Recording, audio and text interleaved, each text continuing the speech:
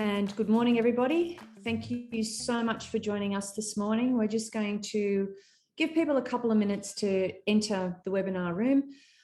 We're going to speak about all things innovation this morning. I think it's very important for us to consider all aspects of innovation, particularly over the experiences that we've had over the last couple of years and how innovation has moved forward. Things have progressed quite quickly. We're talking about the acceleration of change. We're talking about exponential curves. Once upon a time, as Singularity U, we used to have to explain what the exponential curve is. COVID has taken care of that now. We've saved 5 minutes in all our talks. But innovation is something that I believe has landed. It's been a long time landing. That may be wishful thinking, or we'll see what our panelists think shortly. And as we know, there's many different definitions of innovation. Clayton Christensen, who's discussed as the grandfather of innovation, who unfortunately we lost last year, who I had the absolute honour of meeting, who I might say stood a couple of feet taller than I did. I've never felt like such a dwarf, in knowledge around innovation, but physicality as well. He was the inventor of the term disruptive innovation. So we'll talk about definitions around innovation, what it means to organisations, and I would really love now to introduce our panelists, but also have our panelists introduce themselves. So dear friends, dear colleagues, Joanna Marsh, I would love you to introduce yourself to our listeners. Thanks, Christina. Hi, everyone. My name is Joanna. I work at Investa, a property company in Australia, and I'm the GM of Innovation and Advanced Analytics. Been in property my whole career, 18 years, and now really at the cutting edge and the front edge of kind of the blank whiteboard of innovation and data and analytics and AI in real estate. So I'm really excited to be here. And it's very exciting, the work that you're doing and the work that we're doing together. So thank you for joining us, Joanna. Jason Bender, longtime partner, colleague, associate from Deloitte. Over to you for an introduction. Great. Hi, everybody. Jason Bender. I'm a partner at Deloitte. We're one of the world's largest, the world's largest professional services firm. My role is really leading innovation, the innovation of our firm, and helping our clients understand how to organize themselves for sustained innovation. I'm also one of the leaders of our space practice, which is really exciting as Australia sort of re-enters its role in the global stage. Today, I'm coming to you live from Adelaide here on the Adelaide Plains, the home of the Kaurna people, and I'd just like to pay my respects to the elders past, present, and emerging. Thank you, Christina. Thanks, Jason. And likewise, we pay our respects to those Indigenous people that have looked after the land for many, many years. So thank you for saying that. Emily Sydney Smith, colleague, close friend, and it's remarkable the alignment of both the founders of our organisations. Over to you for an introduction. Thank you. And I'm in the Gadigal land of the Eora Nation, so also pay my respects to leaders past, present and emerging. I'm Emily Sydney Smith. I'm the CEO of EXO Works, and we're helping very large companies around the world to bring in innovation and act more like the exponential organizations that are growing so fast, the Amazons and Googles of the world. Early in my career, I helped build a startup to a $300 million valuation over 2 years, then spent a decade in Wall Street investing into technologies and early stage companies. And now we get to play in the purpose and profit sides of innovation. And Christina, please don't fall off your seat. I'm in awe of what you've just said, and I just had a cat try to claw up my back. Thank you. I feel in the most amazing company. It's been wonderful having different innovation conversations with all of you over our history. Can we start with what your own definitions of innovation are? Because depending on how immersed you are in the field is very dependent on where you sit on the innovation scale. So, Emily, can I ask you, what is your definition of innovation? So to me, it's really how can you do things tenfold better than the status quo way of doing things, and especially tenfold better than how your competitors are doing things. So we kind of back up and say, well, we're really trying to solve customer problems. That's what business is about. So how can you think first about your massive transformative purpose? Think about a problem you want to solve. How do you want to improve the lives of millions or billions of people?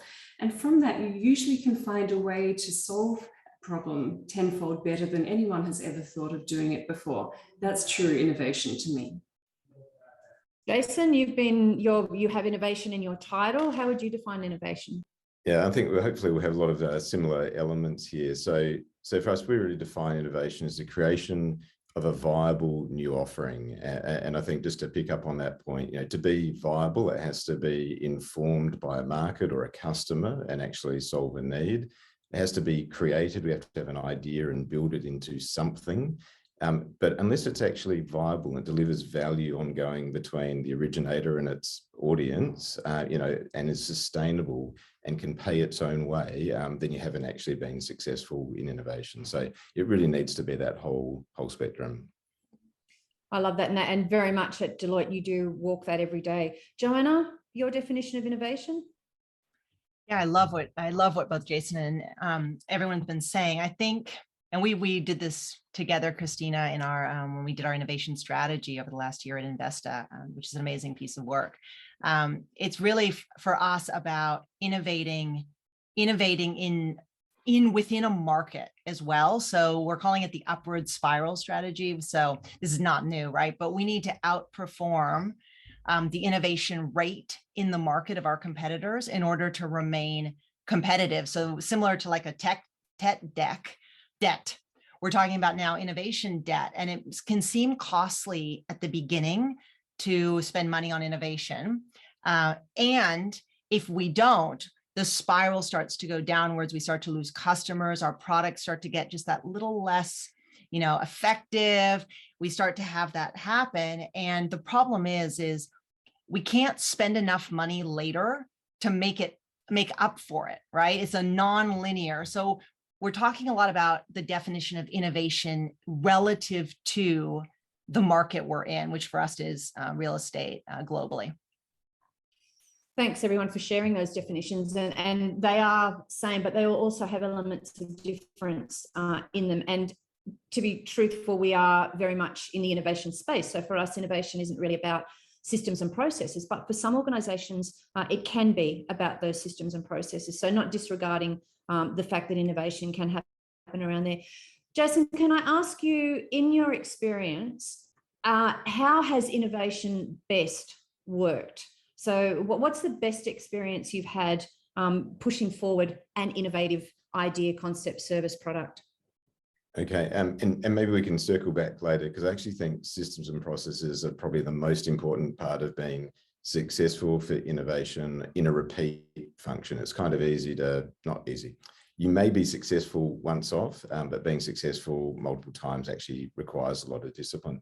But I think, a couple of things that need to be true in anything, again, going back to that customer insight or something, unless you've amassed a unique insight about a problem that no one else has, you haven't really earned that right to go forward and innovate. You need to have an idea. It could be your own idea, it could be someone else's idea. You might work and partner with people, but then you've got to have, obviously the talent to execute it. So the people are critical, both within the innovation and within the organizational support. It is very, very difficult to succeed if your organization does not support that or your executive aren't behind it. And then you need the resources, and that will be money, but it'll be your own people, their capability, the capability of others that you work with, and then clearly a lot of tenacity to get all the way there. Emily, in your experience? So I agree completely on having to have a process. We talk with so many companies and their leaders say, of course, we have to talk about innovation with our staff and our investors, but we have no idea what it actually means. In other words, they don't know what good looks like. And so you need to actually give them a process of how to go about it. And so it's all of those things. How do you actually think about the future? How do you go and validate an idea with customers and co-create that? How do you work with the immune system of the company to make sure that it's not going to kill the ideas? But also, how do you improve the internal processes? Are you actually getting data flows that work through the company and actually bring you real-time useful insights? Well, if you don't, you're going to miss a lot of opportunities. If you have 50 meetings in order to get one thing approved, you're going to be too slow to actually get anything done. And those meetings will mean that anything that's just a little bit different will probably be crushed, because those meetings will go towards the lowest common denominator of the safety. And so there has to be all sorts of processes that come into this and make people feel comfortable with change. One of the things that I think is so important to state right up front is that if you look at various different studies, between 72 and 96% of corporate innovation doesn't break even. So exactly what you were talking about with the return on investment. And so it's almost like time to say, time out. This is not working. Let's look at, for instance, the fastest growing companies in the world that we call exponential organizations and take lessons from them. Let's actually, act in a different way that we do know that true transformation can happen.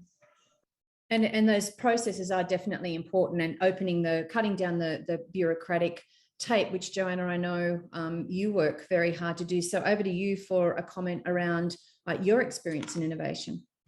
I think this is a really great question, and we have to protect innovation and the mindsets. I kind of think about it like we need to protect the little sapling from the blowtorch of corporate, investment committee.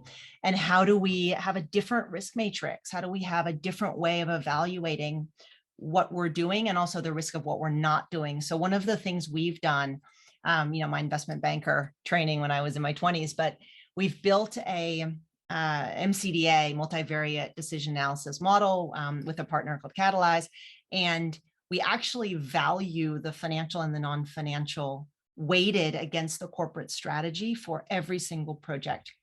And this is so vital because when we talk to, our executive, but also our board and everyone else, we can clearly see the trade-offs, and we can see the financial trade-offs, and then also the trade-offs against things that are important to us, like people and culture, entrepreneurial spirit, our brand, human experience. And I feel like those non-financials often get lost in the business cases of innovation. So by making it really explicit and having everyone involved also in those workshops where we actually build the strategy and then build the weighting for the model against the strategy, everyone's bought in. So then when I come up with, we come up with a crazy thing and we go, hey, it's top of the model and it's against here and against here.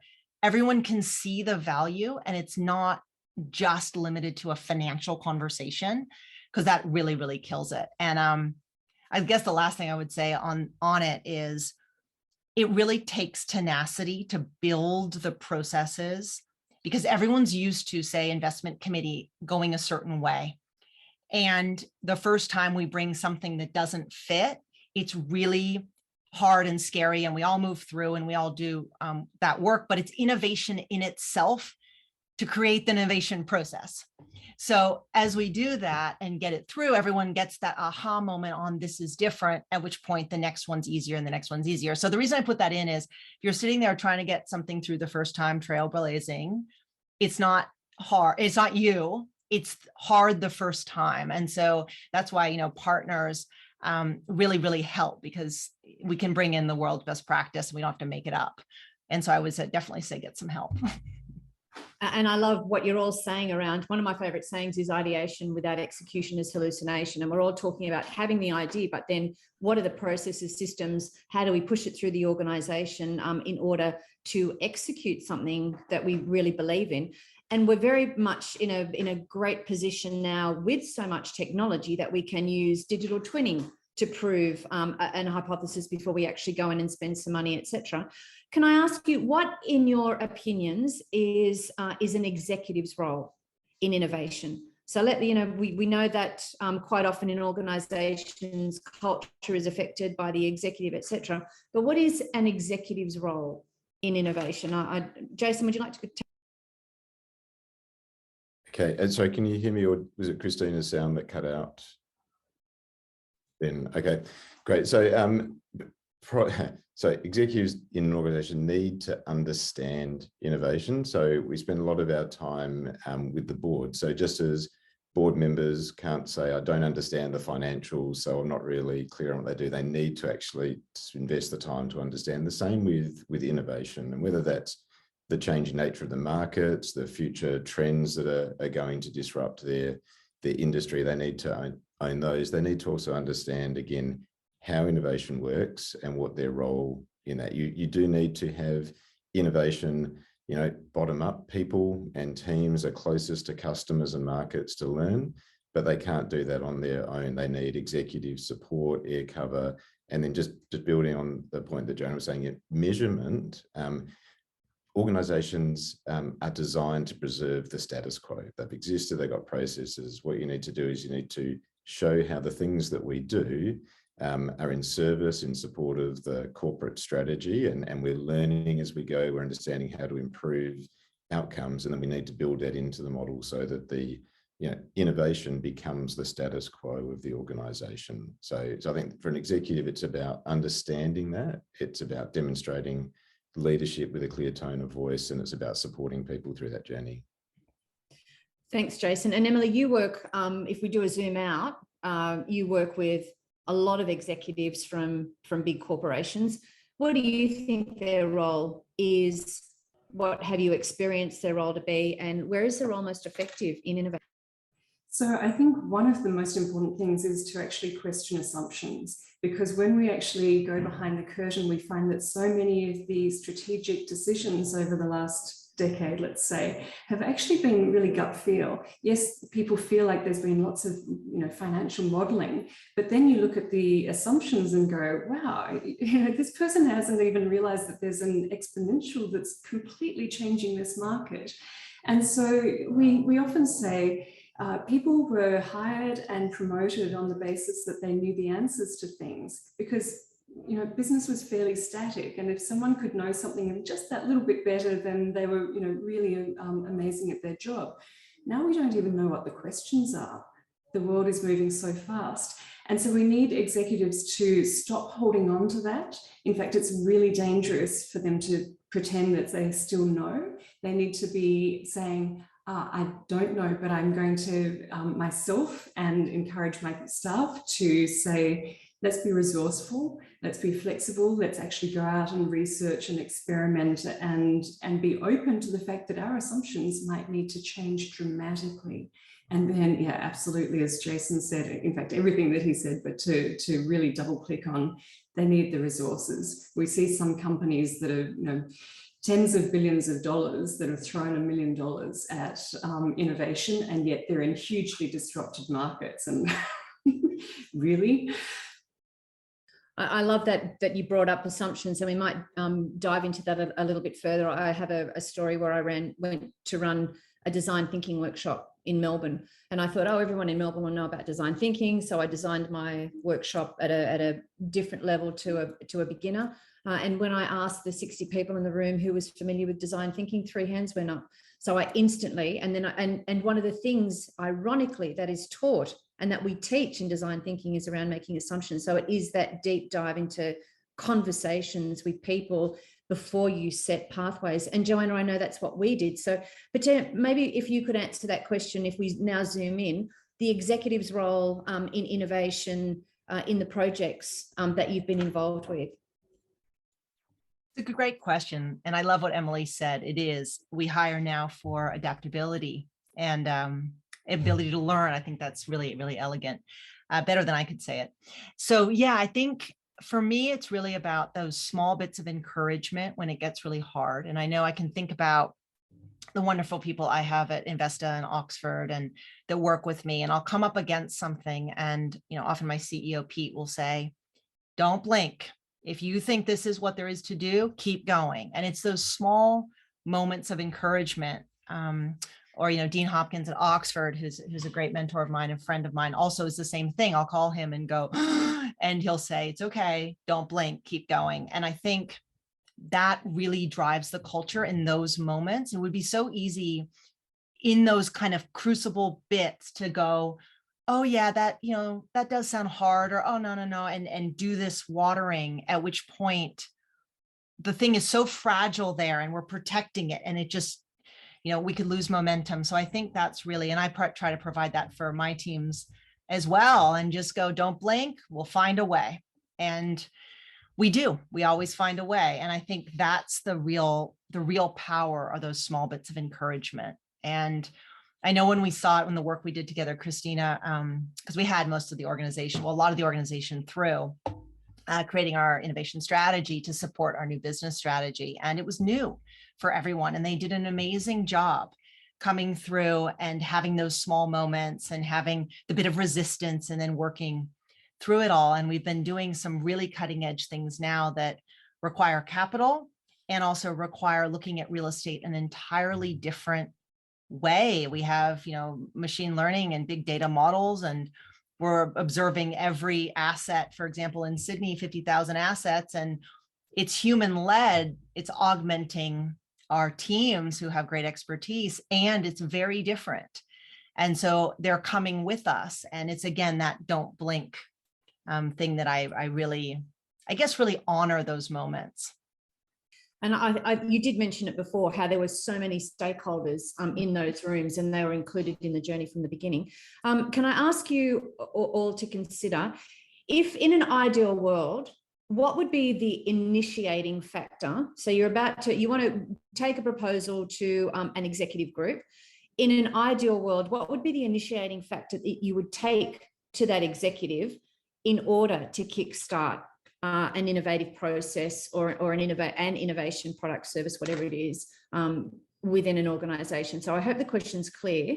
But Emily, can I ask you to maybe have a go at that one first? Sure. So we used to go straight into, here we want to solve this problem. And we learned that it's actually really important to take some time up front to help everyone who's going to be involved to actually imagine the future. Think about what the world will be like in 10 years' time. Once you actually get to that point, they can't unsee how different business will be, how differently they need to act. And then they're ready to actually hear ideas about what to do about it. Yeah, I love that. One of my colleagues said to me once you've seen it, you can't unsee it. And once I heard that, I can't unhear it. Jason, what would you take first? Because you've done this many times, what would you normally take? I would have just liked to go first, because I totally agree with that approach. And I think, maybe the other, just to add to it, just make sure that it's about a narrative sort of thing, so they actually see themselves in that. And because often, executives, leaders, organizations, they're trying to, create a better organization, leave a legacy, what will this mean for our people, our organization, our role, sort of thing. So you make it human, because once you get that part, then the other sides of, the dollars, the investment, and the other things become much easier to do. If you start with, I need a lot of money, and I love that example, Emily, of the, $1 million put aside for innovation. If I had $1 million for every executive team that had $1 million for innovation, I still wouldn't have enough for one of those organizations to transform or realize their ambition. So you need to invest, commensurate with your ambition. But that takes time. And again, it's about making it personal and bringing them on that journey. So Joanna, in your experience?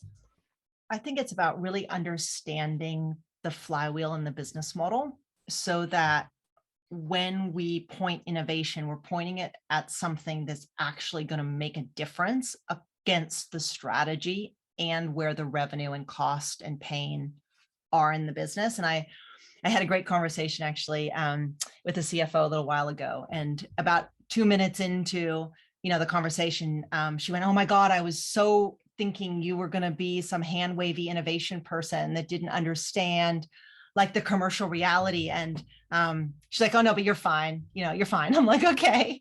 So, but I really get, sometimes there's a morass around the word innovation or around the people that do innovation, and we just do Post-its.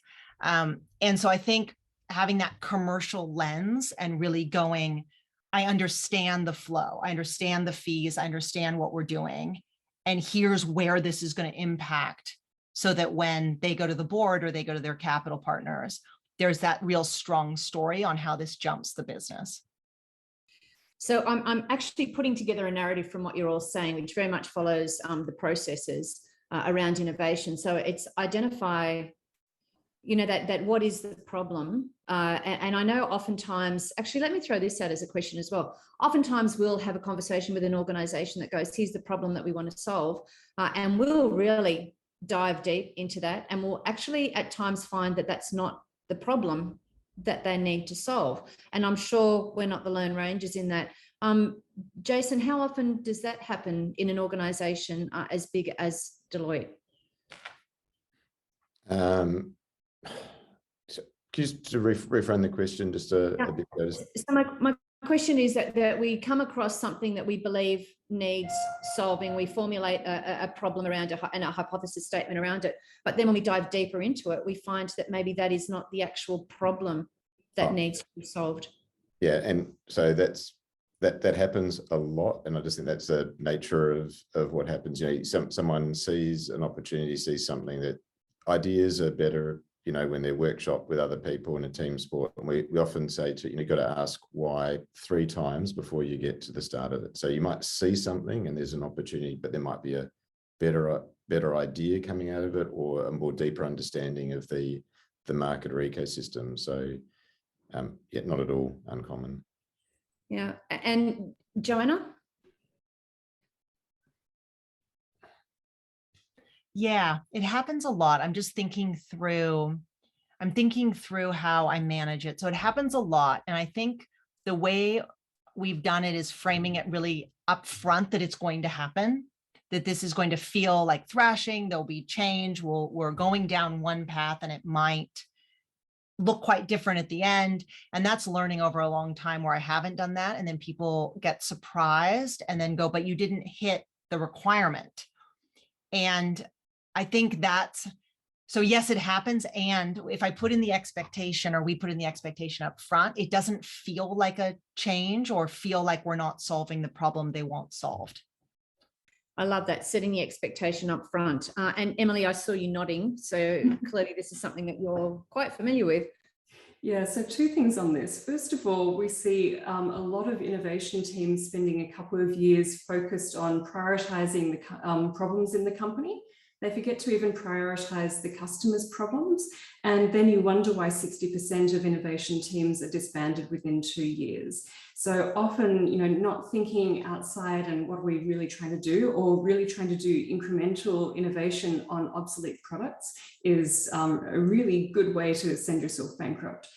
The second thing is, we often see companies really thinking about how they can get into a tender on something. So for instance, we worked with Procter & Gamble 7 years ago, and they wanted to improve invoicing systems.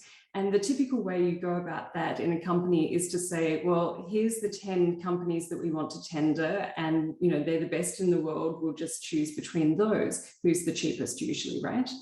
But if you actually go a bit deeper and say, well, what are you actually trying to achieve? So we were working with a team within the company, and a bright millennial who, we always try and put a bright millennial who asks the silly questions, because the silly questions usually aren't.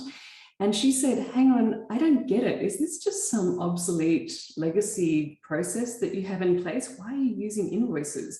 Why don't you put a 1-cent sensor in every box, a sensor reader in every facility? If the box goes past the sensor reader, someone gets automatically paid on a smart contract.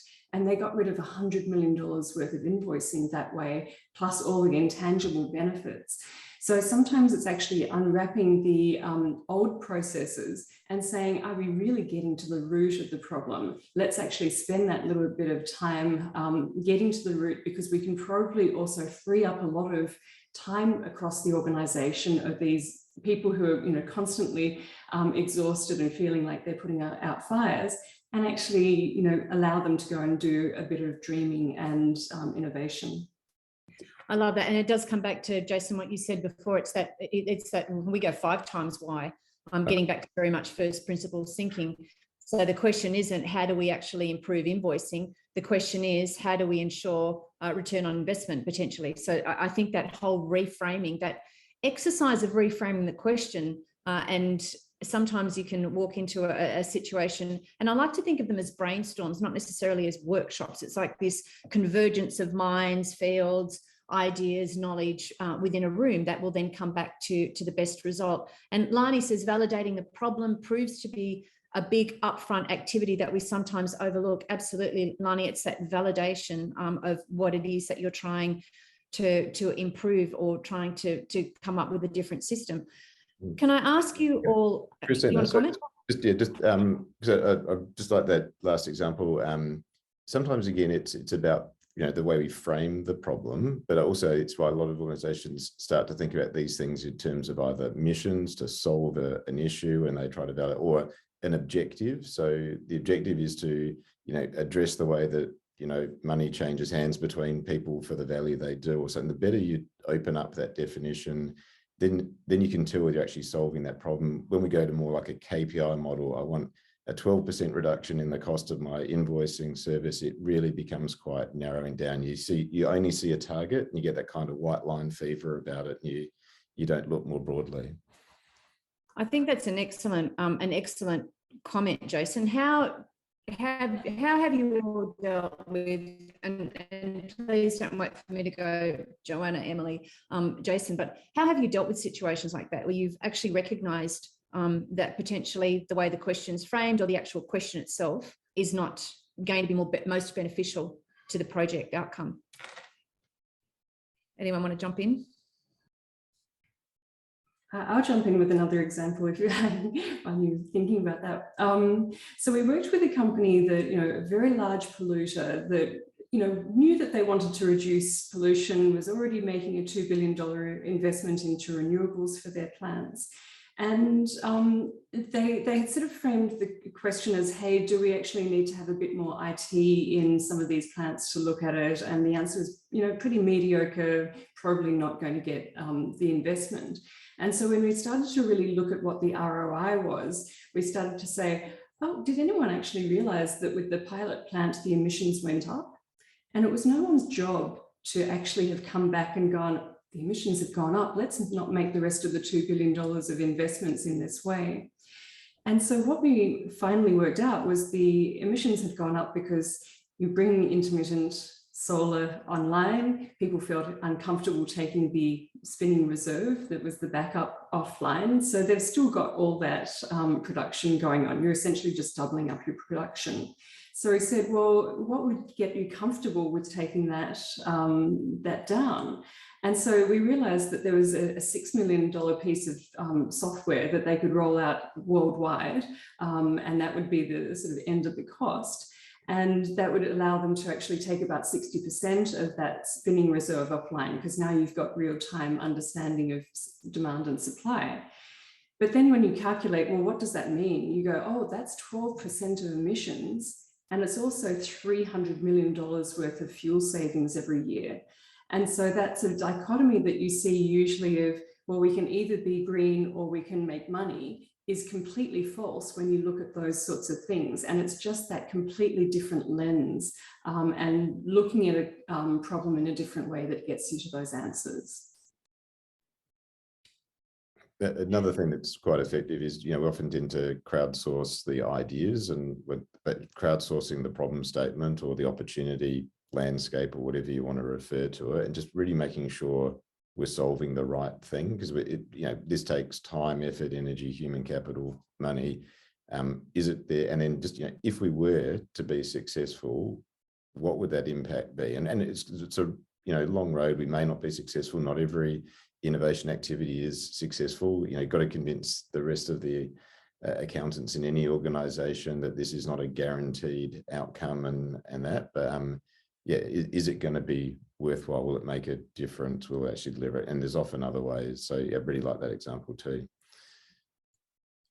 I'd just like to throw to a question in the chat, and it actually circles back, Jason, to when you wanted to come back to potentially processes. The question is, why do some people underestimate the value of incremental innovation activities within organizations? So A, have you seen experiences, or have you experienced the devaluation of incremental innovation? And B, why do you think that is? Probably language that we've focused so much on what innovation is. Everyone's got an idea, or it's, you know, it's post-it notes and bean bags or something. And incremental improvement is still making things that we do today better. It's an act of, you know, consideration, design. And it may not deliver spectacular returns, but having a number of those in your portfolio can actually generate you, not only cash for your, more bold investments or riskier things, but it can give you that street cred in the organization. So I don't know, just some people go, well, doing things better, just that's not innovation. Innovation needs to be the next big mega thing that our organization does, which is also innovation too. Like they're both there. I agree. I think there's many more definitions to innovation, and I've had very similar discussions with people. Joanna, how do you find that in your place of work? A little bit. And what I would say is, back to the flywheel conversation, if we have, I don't know, 100 people in an organization, there's only so much discretional capacity that we can move into innovation. So I think a lot about how to create more of a wedge that people can use to do other things versus their core roles, right? And that's how we can drive that upward spiral. So the thing is, if everyone's completely loaded, even if you have all the money, we don't have the time or the headspace, like you say, Jason, to actually move the incremental. So when I look at performance, I think about how do we start driving that edge, and it comes from continuous innovation. That's the start of the flywheel, and it's hard to get it going. But as we get more and more efficient per person in our team, obviously our EBITDA goes up. We get our hook. We get and then we can peel off money. And then we can put it into two things, right? Technology to, again, increase continuous innovation. And the second part is we can upgrade and add to our talent base, which again, creates more opportunities and more efficiency. So I really think about it that way, and that it's a vital part of that flywheel to earn the right to peel off the capital and the human resource to do the disruptive stuff. So we spend a lot of time on it and thinking on it. And it is I find a different skill set potentially, and different people. I would say, I'm the icebreaker. I go break the ice. And then there are people way better than I am at the noodling and the performance and the making it hum and looking for those bits of efficiency over time. And it's very, very valid. And actually maybe even more important, that part, than having a bunch of people that are, breaking the ice and then don't implement. I think to your point earlier, Jason, like it has to be sustainable. Yeah. We're also seeing a huge politicization of innovation within companies. And so you had people sort of coming in and taking these roles, and essentially then you're signaling to the rest of the organization, oh, innovation only happens over there, or, at this time when we're running in a workshop. And, in many ways, the great transition, the great resignation that's happening is that people have been really infantilized within companies. People have said, this is your role, don't go outside it. And, there are all these turf wars if you do. And so actually giving people the permission to improve things constantly, giving them the sort of base level skills. I mean, we see so many companies that will suddenly, do a prize for the best innovation idea, and then they'll get a whole lot of, not great ideas. And the people who've put time into it will feel like it's a bait and switch. And, some prize will be given to, some fairly mediocre idea, and all the ones who are, spending really hard time trying to get innovation happening will go, why did that person get a $10,000 prize for a weekend of work when we're, really slogging it out here? And so, letting people have that autonomy and bringing humanity back to the workplace, giving them the skill sets and letting them all drive constant improvements is really vital, as well as the 10x stuff. Yeah, just so many things both of you just said there just resonate. One, sometimes we'll overvalue ideas. So when we have an idea campaign and we award a winner, the hard work hasn't really started yet to actually make that a successful innovation. And then, Johnny, you just talking about the different types of skills, continuous improvement and just making our things we do now better or a little bit better is a different skill set, type of personal capital cost than if you want to do an edge innovation that requires a team spun out in a joint venture or something. And sometimes, throwing the wrong people at the different ends of that just doesn't work. We haven't seen that successful. And your point too, you know, if we can become more efficient, that's great. It gives us some money, but you know, resources to be successful isn't just money, it's intellectual time. So if people have freed up 10% of their time to be more efficient, we need to give them that 10% time to do even more of that, not fill it with other, you know, meaningless jobs to take that time away. Because otherwise, you know, what was the incentive to make your work life better if it was you now do less exciting things and more mundane? I know one of the very first workshops I ever did in innovation was probably around 10 years ago. And we actually got the organization to agree to several factors before we went in. And one of them was that they would pick a group of people that wanted to be in that group and allocate a certain amount of time per week and maybe provide afternoon tea as well in order to give them time to think and to discuss. So following on from those comments, there's a question in the comment. How can we reimagine future organizational innovation without the allocated time and autonomy to do so? I think we can. I think that's it takes effort, but maybe just another building on that as well. You know, innovation is that, you know, sensing an opportunity, listening to a customer, coming up with an idea, let's say building something, it might be a piece of software or a solution, and then taking it to market. All of that is innovation, and everyone in the organization has a role. So if you've got, let's say you could give people 10% of their time for innovation, it shouldn't be focused on ideas. Listening to customers is participating. Taking something we've done out to other customers is doing that. So you need that whole participation and innovating yourself, you know, continual learning a new skill, researching something else is innovation. So we try to make sure we broaden that. Otherwise it's, you know, if we gave everyone 10% of their time just to sit down and come up with more post-it notes, we would, you know, we'd keep 3M in business and we'd have a truckload of post-it notes and still no ability to execute on that volume of ideas. Yeah, I love that. And I think using strategic projects is something that we really do. So, and we use it inside of people's development plans. So it's not carved out. It would be the same as, you know, going to do an MBA or a night class. So it is often a request over and above the 39 hours or 40 hours a week of, say, a contract. And people use strategic projects to then get the next role and to get the visibility and to move, to pivot. A good example is we did a joint project with Oxford Properties, big global $60 billion company in real estate. And we did an analytics project. And this was totally outside. It was all late nights. It was all because of the time change. And there was Dean Hopkins led it with me, and he had his team and we had our team. And we were looking at biopharma in the US, and we were looking at the entire world of it, all the way from the patent data down to the accelerator data, down to the Crunchbase data in terms of the funding rounds, down to the university graduates. We were looking for the tipping point that happens in an area like in Cambridge, Massachusetts, or the Raleigh Triangle before it happens. And so we had, you know, millions and millions and millions of data points. And it was this really cool project. We had subject matter experts join, and we worked with startups and scale-ups externally to do it.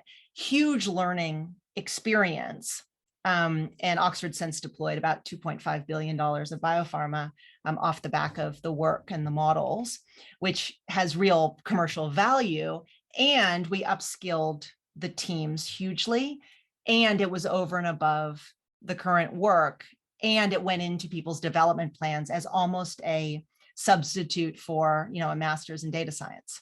And so that's how everyone came together to do that. And it was a really awesome, amazing piece of work.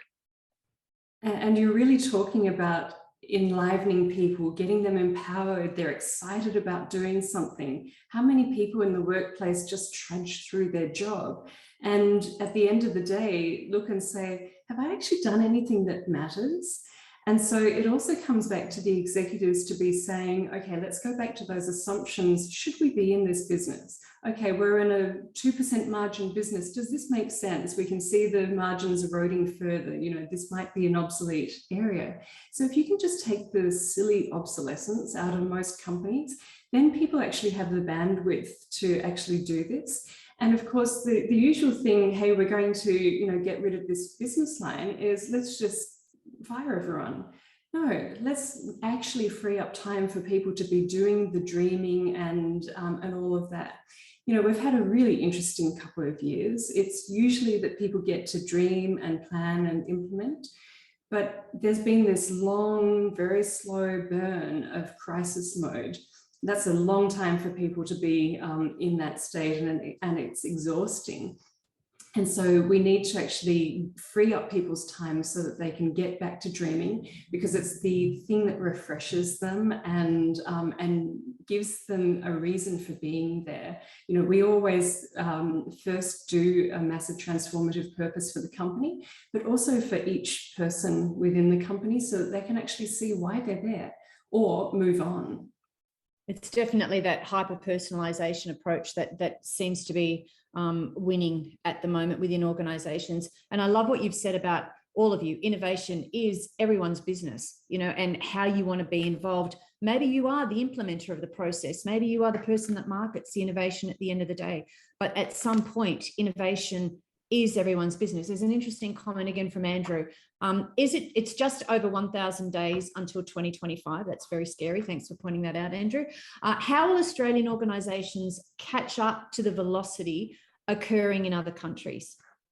Where do we sit on the innovation global scale? Can I take this? Because Christina and I have been working on this together. So, you know, I lived in New York for 15 years. I came back at the beginning of COVID and I looked at all these policies to, you know, bring back production and all these things to Australia and kept saying, I don't get it. It's like, why would you try to win market share in highly commodified, highly competitive markets that are in decline?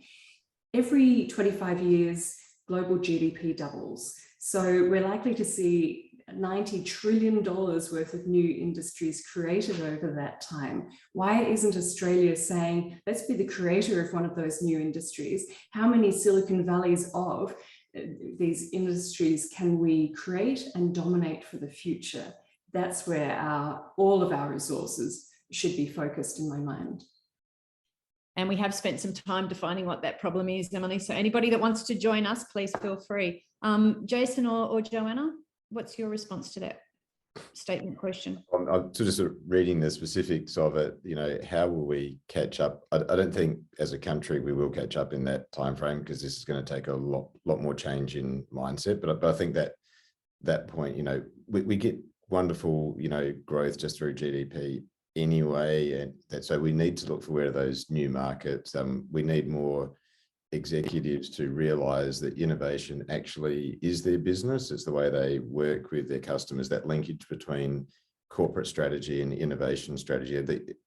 Joan, I think you said it really well, the innovation strategy is in service of the corporate strategy. You know, businesses are not going to go into an entirely new area that they've got no right or, you know, wherewithal for being into, but they'll have some element of what they do, what makes them an organization, their sort of customers, and innovating there they can. So it would be great for us. The other is just, again, overgeneralization, but we see a lot of organizations that see Australia as their market, and Rex, it's a global market. It never has been more of a global market than it is today. Even this talk about sovereign supply capability and supply chains, that all play out in this. That's important, but you know, it is a global, ever expanding market. Where are the opportunities and where are people going to take their organizations? Joanna? I would say really just looking up and out, and the collaboration and open innovation beyond the borders of our organizations, and then beyond the borders of our countries. And that's, as someone who's, you know, spent a lot of time in the US, as you can probably tell from the accent, I've been here about 8 years. I think that's the real, calling the person or the network or the contact in Israel or in New York or in Boston and getting a different view and being willing to partner broadly and get the subject matter expertise way beyond. And yes, you know, we might have to give up a little bit of our data or our confidentiality, or maybe a competitor might see something, but the nodes in terms of the open innovation is so important. So I think that mind shift is, if we can shift that one, then we become more porous and we can do all these partnerships. And it's one of the things I really have to hand it to, you know, our companies that I work for at the moment, that they're really good at that early adopter partner, really good at that porous partners, consultants, the talent cloud, startups, scale ups, working with an amazing company, Exomnia at the moment, who's building data platforms with us. Like that is so important. And to get the diversity in. Yeah, and it's really interesting that, Andrew, I'll just share a comment that was made to me. I was at the Boston Innovation or Front End of Innovation conference in Boston a couple of years ago when we were allowed to travel, and I'm very much looking forward and going back and delivering a keynote. I was meant to deliver in 2020 there this year, hopefully. But one of the interesting comments that was made was, wow, in Australia, you guys seem to be so much further ahead of us than we are. And I found that absolutely an amazing statement to have been made, that their perception of Australia was that we were way ahead. Can I ask you all around, so we've talked about data very quickly, we've talked about digital twinning very quickly. Have new methods in technology like data and like digital twinning allowed us greater freedom and greater progress in innovation?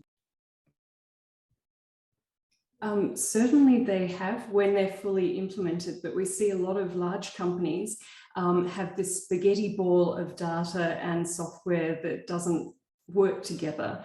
And so, or there's app fatigue because people don't want to be dealing with 28 different HR apps. And so there hasn't been a sort of strategic level understanding of what the goal is for a lot of companies. It's been this sort of piecemeal, oh, this is the only investment that, you know, we're allowed to make. So it's kind of, again, the lowest common denominator.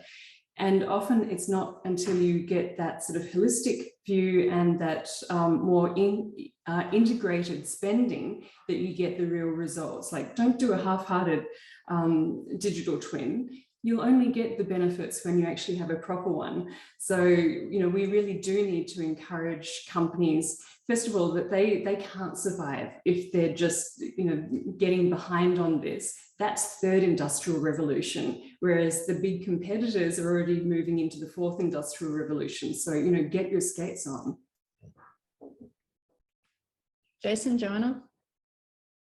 AI data. I know we did a lot of work around the data, Joanna, in the strategic planning that we did. Yes, I think the death march for the data lake and this perfectly curated data is no longer, it's almost no longer fiscally responsible to put the company through that, especially it's kind of like, I don't know, remember 10 years ago, we all had to have our files in perfect order. And now we just have an overlay where we search.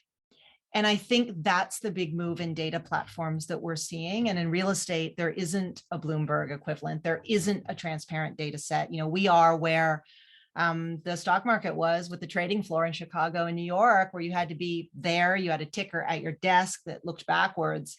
You had to yell loudly to get your trade, you know, called. And NASDAQ came in and it did two things. It blew apart the transaction world, so you didn't have to be physically in New York, and it disseminated the information hugely into a massive long tail.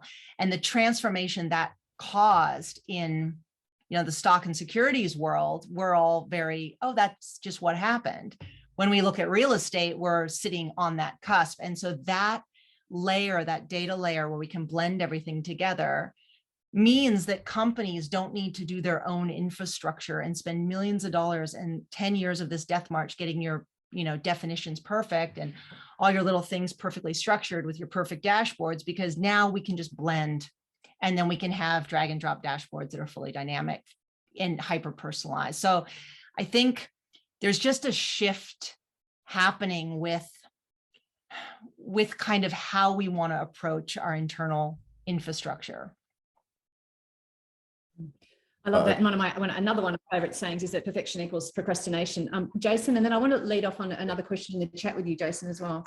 And some of that, you know, perfection is the enemy of done and all of those other things. And I totally agree. A lot of time we focus on collecting information because we think it'll, you know, make us more informed in that, but we actually fail to generate the insights. And then as organizations, we often then don't take the action from those insights. And that's actually was kind of the goal or the objective we had. But at some point we defined it into KPIs on data quality and other things. I think the digital twin sort of element, which I always found really interesting because I'd first thought of digital twins as 3D models. As an industrial designer, I thought the jet engine was really going to show me an actual picture of what it looked like spinning around, but really it's just based on sensors, temperature, RPM. When we build a model, what we really want to do is then be able to better, explore different future possibilities. So some of the simulations that we can do. So not just where can we identify efficiency in a supply chain, but what if we were to change this element, what might it do? And so, within our organization, we're looking effectively at a digital twin of our business, but then we're sort of able to link that. Do we have enough velocity of new ideas or experiments going along in industries that are important to our clients? Will we actually be able to sustain our level of innovation in order to sustain then our capital for the investment and other things? It's actually kind of all there. It's structured, some of it's unstructured. Doesn't have to be perfect, but it has to actually make us make a decision and move forward. It's like anything really, it needs the time and the consideration. We've got a question in the chat, and this will be the last question that we take as we start to wrap up. What role do you think the government should be playing in role modelling innovation? I've observed the European government leading the way. What are your thoughts? Anyone want to jump in on that one? It's like government has a role, with setting, government has a role with setting policy, and trying to create the conditions for innovation, new business growth, and these things to occur. And that's difficult. Do we want specifically or need innovation to come from government? And obviously it's very different if you look at some of our organizations like CSIRO or that have, clearly got a long history of understanding problem spaces and creating new things. But yeah, are they the leaders? No, I think businesses, organizations that deal with customers need to drive what we do, and government needs to find ways to support that, whether that's through talent, visas, R&D tax, or other levers that they can pull. So I think it's also about regulation. So regulation has been... I'd agree, very complicated question. Oh, I'm sorry. Backward looking. It's all been about there was an accident and therefore we're going to prevent that accident happening again. And it's not looking at how industries are changing at a fundamental level and preparing to enable companies to be successful in that, that new world. Yes, and I think too, some of the initial resistance, I know we've worked with some startups from Israel, and looking at how the Israel government has created that innovation ecosystem, really giving startups, loans, grants that are forgiven even if they're not successful. And yes, you have to apply, and yes, you have to go through, but there's ways that the government can help right at the very beginning, especially as Australia tends to be a little more risk adverse in the pre-seed capital world. And how can we help some of those ideas actually take flight? I think that's an area we could definitely look at in Australia. I think it's interesting when we do compare ourselves to Israel. I have a colleague over there, and I was commenting on the per capita spend on innovation between our two countries. And her response to me was, yeah, think about it. We have to. This is what we have to be doing because of where we live, because of how we live, because of our history. So honestly, there's probably topics in this webinar that we could pull out and create whole other webinars over, but our time around in discussing innovation is coming to a close. But what I'd love to do... Sorry, Christina, can I say one? I just thought of a really, interesting example. So we talked about, the role of government to enable innovation, and earlier we sort of talked about the role of executives or boards, to actually understand innovation. I just wanted to call out a really good example in the space sector that we've got here in South Australia. So trying to actually understand what it takes to launch a rocket and get all the permits in place to actually work through all of the elements and that to create our space industry. The South Australian government said this, they got a lot of feedback. This is difficult, it's hard, there's too much red tape. So they said, okay, we'll launch our first satellite. And so we'll become the first customer that goes all the way through, has to work with the federal government, the local government, they're finding that challenging, but they're working through it. And so that's an example where government can be a customer, but by actually going through, seeing it firsthand, they're now better informed to think about the way they enable that in other industries. It's that courage, isn't it? It's that bravery to take that leap. Before we close, can I ask you each, if there was a moment of gold or a word of wisdom that you could give to our listeners around your best approaches to innovation, what would they be? So word of wisdom, word of gold around the topic of innovation, how they can go about innovation, whether they're in large organizations or small. So Joanna, I might throw to you first. Good, it's a good question. Look for anomalies, follow the weird. And I often see something, there'll be something either in the data, which is again, just listening, or something talking to humans. And I'll go, oh, that's odd. And following that thread all the way through, that's where a lot of the gold is. And it can be something just as in a casual conversation, in the kitchen, we're making tea. And it's not advice, but my invitation is to follow that thread. Don't let it just slip by, and be curious and go see what there is. I think a lot of the most amazing, overnight successes of innovation happen from noticing something that was weird or an error or something wrong.